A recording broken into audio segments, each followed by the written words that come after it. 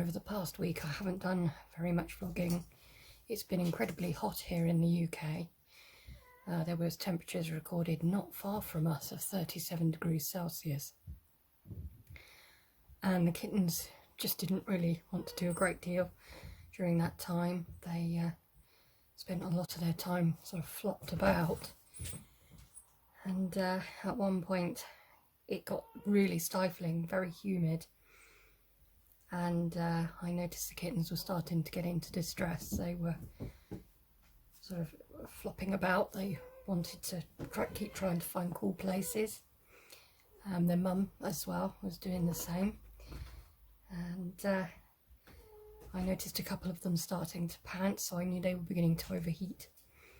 So what I did is I actually damped them down with some tepid water. I wet, using a cloth, I wet their bodies, particularly paying attention to the back of the ears, the throat area and their tummies. And within a couple of minutes, 2-3 minutes, you could see they were feeling much more comfortable. I didn't vlog it, unfortunately. I wish I had, but at the time I just suddenly thought I've got to cool these kittens down before they get into medical trouble. It's a lot cooler today. I think at the moment it's about 21 degrees, and so they're feeling a lot more comfortable. As you can see, they're playing. Underneath that towel there's actually 2 freezer blocks which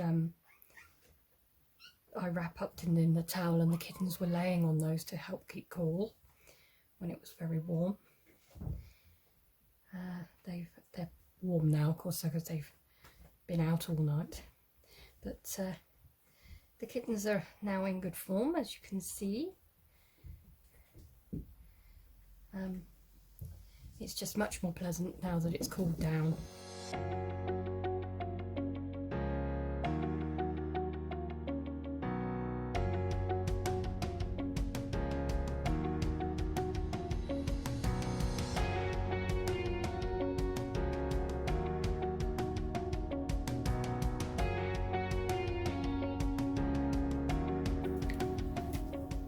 Well, it's Saturday morning, but last night there was a bit of a disaster with the little orange kitten, collared kitten there. She managed somehow to get her collar round and into her mouth, and I couldn't get it off, so I had to snip it off. And so what I've done is I've actually replaced her collar with this one, which is Velcro, which means I can get it off really easily if they get trapped or anything like that. I don't know how she managed to get it into her mouth, because I always check the sizes very carefully. I put Velcro collars on all of them. The others still have their paracord collars on, because sometimes the Velcro, it does come off, it gets hairy, and I've had them quite a long time and they don't always stay stuck. But they seem to have all stayed on overnight, so I'll remove all of the paracord collars this morning, and they'll just have the little Velcro collars on, which I think will be safer. There's been no ill effects from the little orange kitten. She's okay.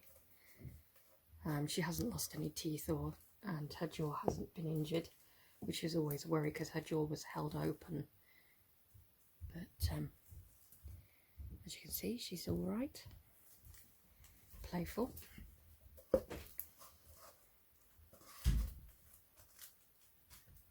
I'd never used the paracord collars before. I'd seen other breeders using them, so I thought I'd give them a go.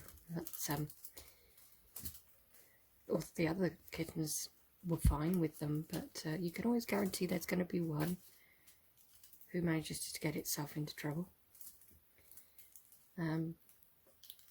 It's very difficult with kittens, finding a proper collar with a quick release that will fit them, because they just don't make them small enough. Usually they start at around about 17 centimetres or so, maybe slightly smaller. The smallest I found was about 5 inches, which is just too big. I mean, these kittens, even now, I think they're rising 8 weeks, are not in that 5-inch collar yet. So something that big would just be too big.